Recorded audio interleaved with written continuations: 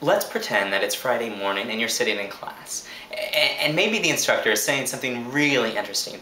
But let's also pretend that you have a best friend who really doesn't care at all because it's Friday morning and they're thinking about what you're going to be doing that night.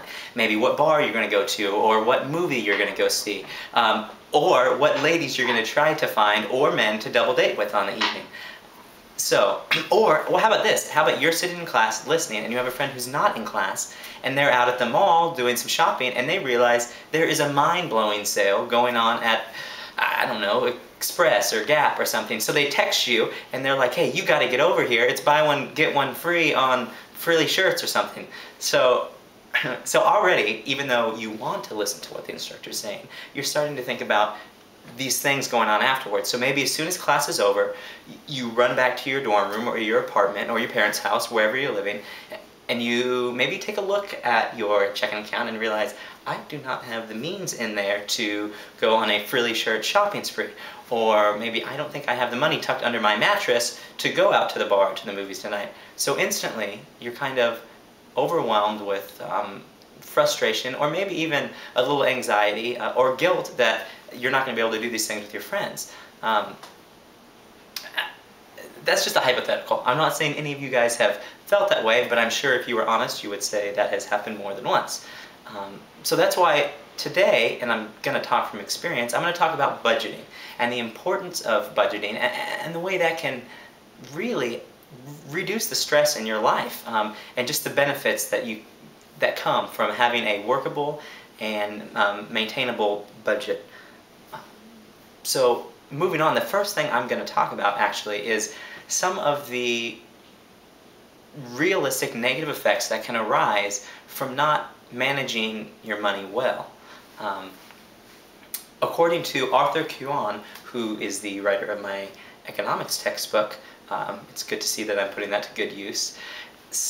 There are a large number of celebrities or professional athletes who, even though they have these gigantic salaries, they wind up having to file bankruptcy or going into immense debt because they're not managing their money well. So this isn't just a problem for college students who maybe have a part-time job or maybe don't have a job at all and you're just working with money coming in from grants and student loans and those sort of things.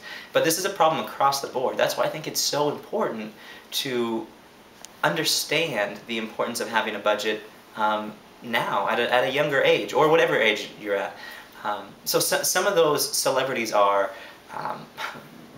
MC Hammer is a really famous one. In 1990, the man made $30 million in 1 year. And by 1996, he had to file bankruptcy because he wasn't managing his money well. Some other notable ones is Burt Reynolds, Kim Basinger, Shannon Doherty from the old 90210. I know that's a long time ago, but I'm doing a throwback here. But these are all people that, because they didn't have a workable budget, ended up having to file bankruptcy, which is what we're trying to avoid.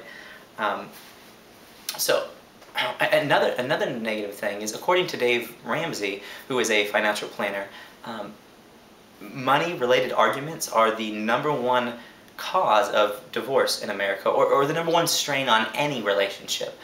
So these are just things that can be avoided with setting up a simple budget. Now I'm going to move into what that entails.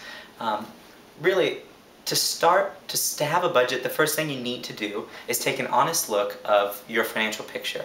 How much money are you making a month? You know, if you're a college student, maybe working in a restaurant, how much money in tips are you making a month? Which means you may have to write out daily what you're making so you can get an overall picture.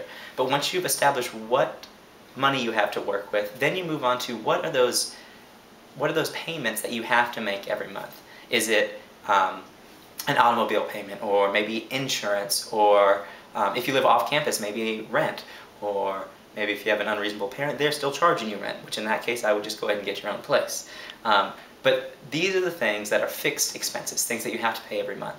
After you've established how much you make, what your fixed expenses are, then you can move on to those categories of things such as clothes or shopping. You can budget a certain amount to spend every month.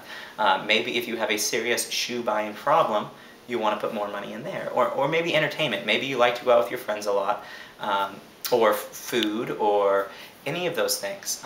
But the idea is to have everything written out on there so you know where your money is going.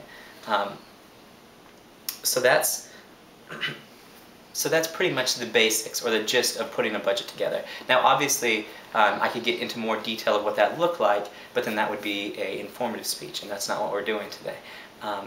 So now that we understand what a budget is, what it takes to set up a budget, I'm going to move on to the benefits of having a budget.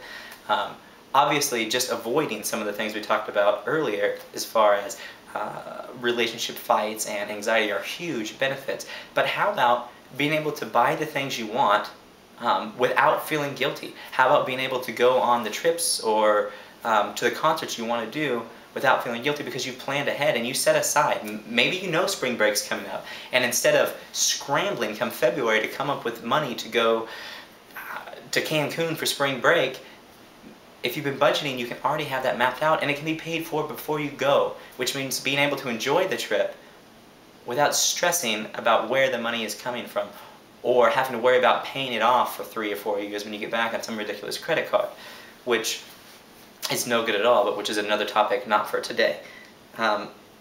So I think I've highlighted a good list of pros and cons, or really just the pros of budgeting and the cons of not having a budgeting.